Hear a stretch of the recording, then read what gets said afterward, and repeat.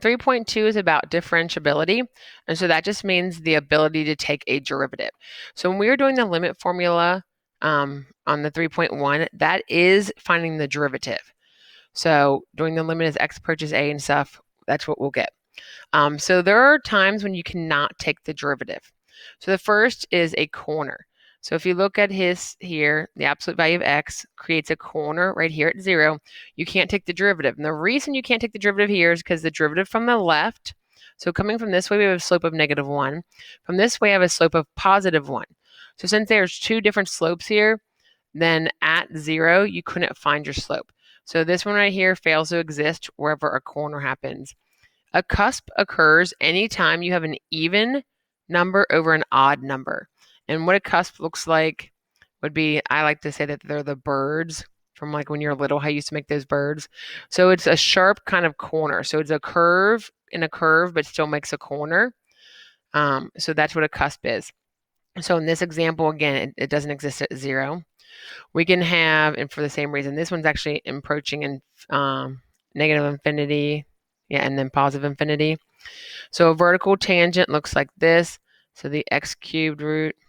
So right here, so the derivative or the tangent line at 0 right here is actually a vertical line, and vertical lines have an undefined slope. So we couldn't find the derivative because derivative means the slope at a point. Remember, we're trying to find the slope at exactly one point. So to find the slope at this point, it would be a vertical line. So that's why it's undefined. And then the other type you can have are discontinuity. So I gave you the step function here. So anything like that. You can get discontinuity if you have a picture and it's a jump. Piecewise function sometimes will be discontinuous, also for jumps. So that's what those are right there.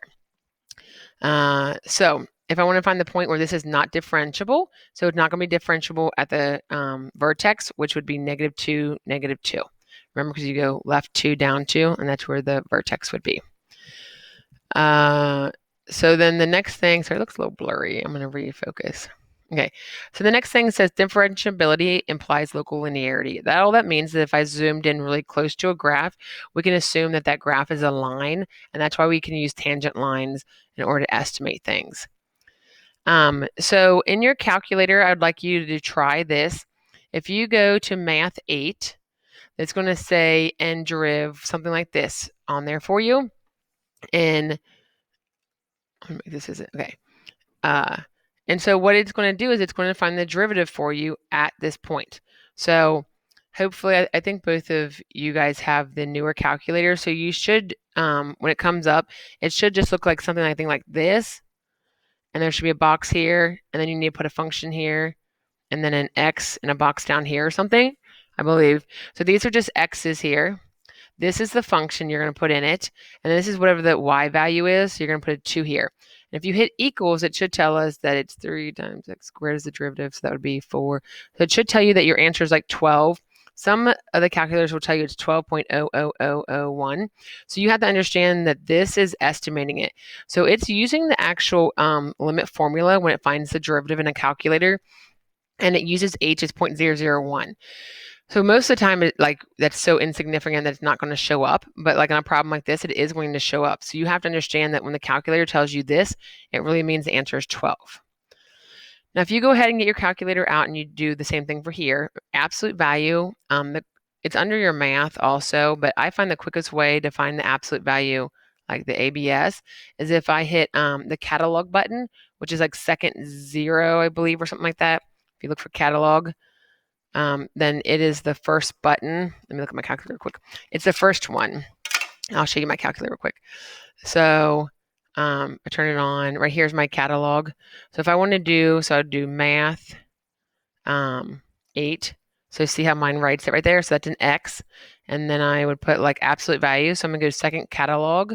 So I hit second, the button down here. And the very first thing is absolute value. It's also under your math, but I find that faster to use. And then I want that at 0. And so it's telling me my answer is 0. But up here, we just stated that the absolute value does not have a derivative at 0. So the reason your calculator thinks it does is because it's estimating it. So it's just using 0.001 as the h. So this one right here actually does not exist. So just make sure that you understand that the calculator can have errors with it. All right, so down here it tells us that differentiability implies continuity. So what this is saying is that if I can take a derivative, the function must be continuous. All right, I'll say that again. So if I can take a derivative, so using that limit formula and getting an answer, so if I can take a derivative, then the function must have been continuous. The converse false means that the reverse is not true. Just because something is continuous does not mean you can take a derivative. Up here are lots of examples. This graph is continuous at 0, but you can't take the derivative. Continuous at 0, you can't take the derivative. Continuous at 0, we can't take the derivative. So the converse is not true. So if it's continuous, it does not mean you can take the derivative. Let's see, IVT. So we talked about this a little bit in the last chapter. So it's just telling us that we take on every value between the two of them. So that has not changed. We don't need to do that type of stuff anymore because I took that out of this lesson now.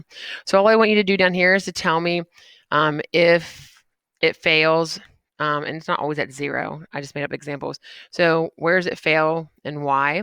So for the first one here, remember when you square root an x squared, that's actually like an absolute value of x graph. So this one right here is going to fail because it's a corner. Again, absolute value graph is going to create a corner for us. And then this is technically at -3. This one right here is an even number over odd. So this is going to create a cusp for us. So it's not defined there. Down here it tells us to find all points where it's differentiable. So we'd have the first factor. So remember, this is our SOAP formula, the AB rule. So if you use the formula, you should get this. Factor out the bottom. So factors of 5 to get that would be x minus 5, x plus 1. Yep. All right. Well, factoring didn't even help us. So you didn't really have to do that this time, but it's good to practice the difference of cubes anyways. So this is going to be differentiable at 5 and -1. And it's because it's discontinuous, because these are vertical asymptotes. So it's not continuous. So therefore, so it's going to be vertical asymptotes. So that is why the derivative is going to fail to exist. So the derivative failed to exist because the function wasn't even defined at those 2 points. So you should have some homework on it. I'm going to key that and put that up on Schoology for you guys too.